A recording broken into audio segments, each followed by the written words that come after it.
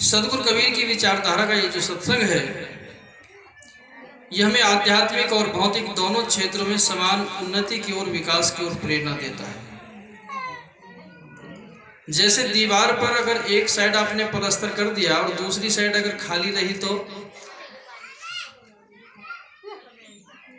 दीवार कमजोर रहेगी, पानी आ सकता है। तो दीवार के अंदर की साइड भी और बाहर की साइड भी, दोनों साइडों में आपको सुरक्षा देनी है। ठीक इसी तरह से जो आपका अपना जीवन है, ये अंदर से भी सॉलिड चाहिए और बाहर से भी सॉलिड चाहिए। अंदर की उन्नति कैसे होगी? शील, संतोष, दया, क्षमा, सत्य, धैर्य, विचार, विवेक, वैराग्य, गुरु भक्ति, इन अष्ट महासद्गुणों को धारण करना होगा। कहा भी है कि धारण करे तो धर्म है, वरना थोती बात। सूरज उगे प्रभात है, नहीं तो काली रात। सद्गुणों को धारण करना ही धर्म है और उसके लिए हर समय सजग और सावधानी की जरूरत है। एक बार एक व्यक्ति तथागत बुद्ध के पास गए और जाकर कहने लगे कि भगवान, जितना भी ज्ञान है मुझे सारा एक ही बार में सुना दो, ताकि मैं अपना जीवन का कल्याण कर लूं। आज भी तो यही होता है। कोई सेवक किसी आश्रम पर गया 2 दिन 4 दिन के लिए, तो वो यही चाहता है कि गुरुजी का जितना भी कुछ है अनुभव, उसे मैं कम से कम समय में प्राप्त कर लूं। लेकिन बंधुजनों, धीरे धीरे रे मना, धीरे सब कुछ होए, माली सींचे 100 गड़ा, ऋतु आए फल होए। अगर धैर्य नहीं होगा तो वहां भी हम फेल हो सकते हैं। धैर्य को धारण करना भी बहुत जरूरी होता है। एक किसान के आम का बाग था, तो बंदर बहुत परेशान करते थे किसान को, आम की फसल नष्ट कर दिया करते थे। किसान उनको रात दिन दौड़ाता। तो बंदरों ने एक बार ये मीटिंग करी कि भाई, हम किसान से परेशान, किसान हमसे परेशान। ऐसा करते हैं कि हम अपना ही फसल बोएंगे, अपने ही बाग लगाएंगे आम का, और तब ही उसके जो फल होगा उसको ही खाएंगे। विचार हुआ, प्रस्ताव पारित हुआ कि ठीक है। अब सभी बंदर कहीं से ढूंढ करके उसकी गुठली लेकर आए, आम की गुठली लेकर के आए। तो सभी ने गड्ढा खोद खोद के वो जो मिट्टी में दबा दी, और दबाने के बाद वहीं बैठ जाते हैं जहां जहां वो गुठली आम की दबाई थी। 1 घंटा 2 घंटा के आधा घंटा हुआ नहीं था, बंदर दो ना उसको उखाड़ उखाड़ के देखे कि इसमें आम कहाँ लगा है। वो नहीं लगे तो फिर दबा देते हैं। किसान उनकी इस क्रिया को देखता रहा, सोचा बंदर तो बड़े समझदार हो गए, आज तो सब बिल्कुल पंक्ति में बैठे हैं, आज मेरे फसल को, यानी आम के बाग को कोई नुकसान नहीं पहुंचाया। तो वही करते, थोड़ी थोड़ी देर बाद उसको उखाड़ते और देखते। किसान ने कहा, भाई आप क्या कर रहे हो? तो बंदरों ने कहा कि हम ये देख रहे हैं कि इसमें आम कब लगेगा। किसान ने कहा, कम से कम 3 साल इंतजार करना होगा अगर आम खाना है तो। बंदरों ने सोचा 3 साल, सबने जो था गुठली उठाई और फेंक दी कि 3 साल कौन इंतजार करे, हमें तो अभी चाहिए ना, तत्क्षण में। तो ऐसे ही कुछ उपासक होते हैं, कुछ प्रेमी होते हैं कि गुरुजी जो भी ज्ञान है बस सारा आज ही बता दो, ताकि कल हम सत्संग में आने का टाइम मिले कि ना मिले। तो ऐसे ही बुद्ध के पास वो व्यक्ति पहुंच गए। बुद्ध ने देखा, एक बात और होती है। एक गाना बनाया किसी फिल्म इंडस्ट्रीज वालों ने कि लाख छुपाओ छुप नहीं सकता, राज है इतना गहरा, और असली बात बता देता है, दिल की बात बता देता है असली नकली चेहरा। जो आदमी का बाहर का जो ये शरीर है, आकार मुख आकृति जो होती है, ये वास्तव में ही आदमी के अंदर की भाव को प्रकट कर देती है। इसी तरह बुद्ध ने देखा कि व्यक्ति चंचल प्रवृत्ति का है, लेकिन कुछ जिज्ञासा है, जानना चाहता है, और संतों की झोली में हर प्रकार का मैटर है। हीरा, मोती, पन्ना, पुखराज, नीलम, मणि, माणिक्य, इन सबसे अधिक महत्वपूर्ण, इन सबसे अधिक मूल्यवान जो खजाना है, जो आत्मज्ञान है, वह गुरुजनों के हृदय में सुरक्षित होता है।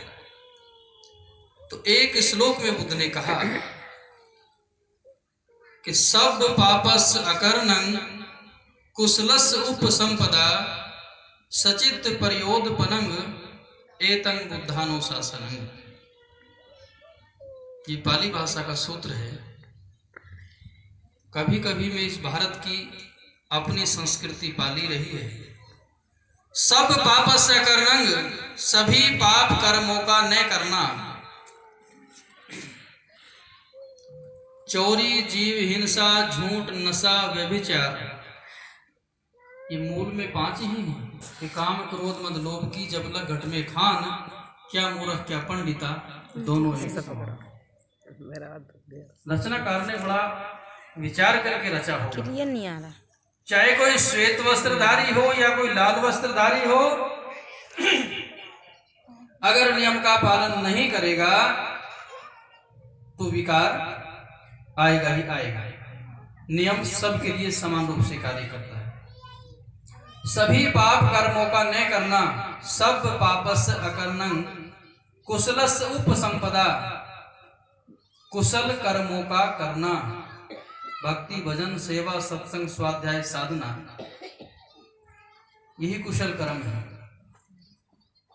सचित पर्योदपनं, चित्त को परिशुद्ध रखना, और चित्त को परिशुद्ध रखने के लिए एकाग्रता की आवश्यकता होती है, जिसे मेडिटेशन कहते हैं। सजगता हर समय चाहिए। एतं बुद्धानुशासनं, ये बौद्धों का शासन है, बौद्धों की शिक्षा है। बौद्धों से मतलब है विवेकी, जागा हुआ। जो जागा हुआ है वो जिसने बुद्धत्व को प्राप्त कर लिया, जिसने अपने विवेक को प्राप्त कर लिया, अपने निज चेतन स्वरूप को प्राप्त कर लिया, वही व्यक्ति बुद्ध हो जाता है। साहब ने क्या कहा, कर बंदगी विवेक की, भेष धरे बहु कोई, सो बंदगी वह जान भेजा सब विवेक ना। और जो तू चाहे मुझको छाड़, सकल की आस मुझ ही ऐसा हो रहा, सब सुख तेरे पास। इतने सूत्र दिए हैं सदगुरु कबीर साहब ने इस आदमी को समझाने के लिए, कोई कसर बाकी नहीं है, बस हमारी समझ में आ जाना चाहिए। और एक बात साथ साथ ये भी है कि अधिकतर आदमी अपनी गलतियों का दोष दूसरों को देता है। अभी साहब कह रहे थे कि दर्पण में हम अपनी आकृति को देखते हैं, कि अंदर के दर्पण में झांक करके देख ले तो बाहर बिना देखे भी काम चल सकता है, लेकिन अंदर के दर्पण को देखने के लिए, जगाने के लिए अंदर की आंखें चाहिए। ऊपर की दो गई ही की गई हेराए, कहे ही कबीर जाके चारों गई ताको कहा उपाय। तो ये सत्संग हमारी अंदर की आंखों को खोलता है, सजग और सावधान करता है। दुर्गुणों का त्याग, सद्गुणों का ग्रहण, हर समय सजगता, हर समय सावधानी, किसी और से नहीं, अपने ही मन और इंद्र से सावधानी की आवश्यकता है। और जिसको ये वैराग्य लग जाता है ना, उसे फिर दुनिया नहीं भाती है, उसे संसार के राग रंग नहीं भाते। हमें बचपन में जब हमारे परिवार में सत्संग होता था, संत गुरुजन आते थे, तो हम ये सोचते थे कि संतों का जीवन तो बड़ा अच्छा होता है, स्वतंत्र है, क्यों ना हम इसी मार्ग को ग्रहण करें।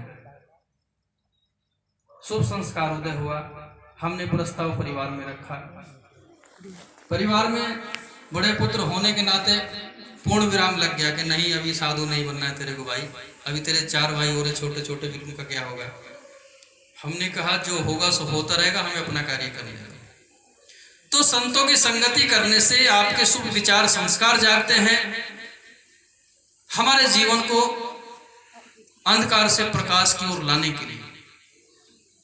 मैं एक बात और कहता हूं कि सत्संग में जब भी जाओ तो अपने साथ किसी को लेकर के आओ, अपने परिवार के किसी सदस्य को लेकर के आओ। परिवार का सदस्य कोई न आता हो तो पड़ोसी को लेकर के आओ, क्योंकि वो भी आप एक पुण्य का कार्य कर रहे हो।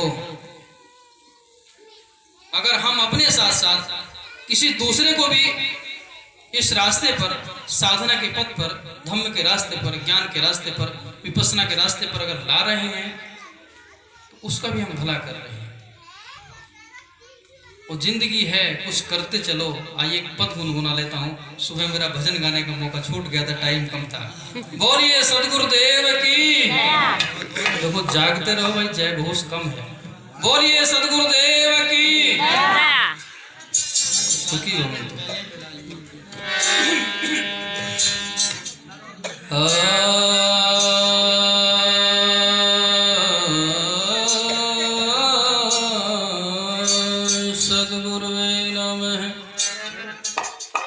तिष्ठति ज्ञान रूपेण नर रूपी कबीर भो, वासना जाल सर्वत्र कृपा दृष्टि विनाश्यति, तम कबीरम गुरुर्वंदे ज्ञानीनाम अधिकं जडाध्यास महाबंधम बोधि ज्ञानम विमुच्यते। तो पारिखी सदगुरु के बिना पारी है नैया कभी होती नहीं, प्रेमी और संगठन बिना उन्नति कभी होती नहीं।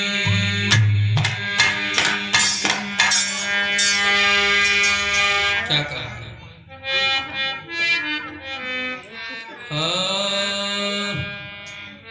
सत्य न्याय का तोर्य बजा दिया, बंदी छोर कहाने वाले।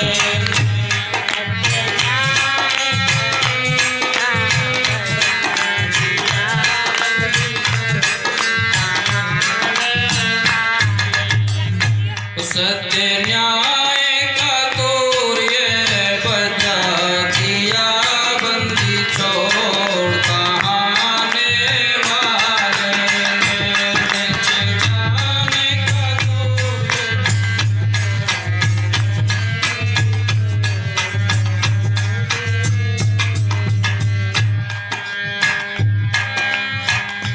निज बीज की वाक्य सुनाया है,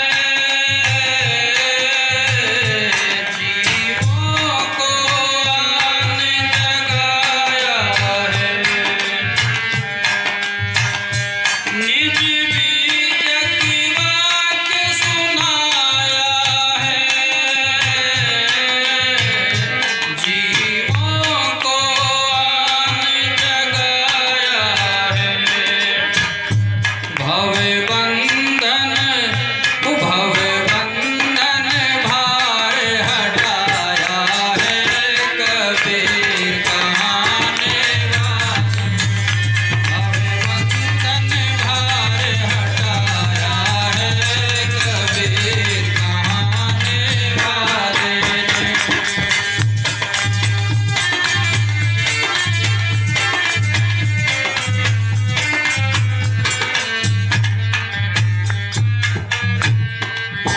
साहब कहते हैं बीजक में के भावर जाल बगु जाल है, बूढ़े बहुत अचेत कहे ही कबीर ते बाची है, जाके हृदय विवेक।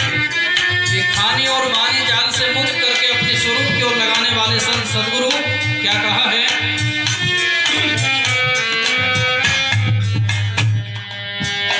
कोई अल्लाह अलग अनुमान किया, कोई अहम ब्रह्म जग रूप लिया। कोई अल्लाह अलग अनुमान किया, कोई अहम ब्रह्म जग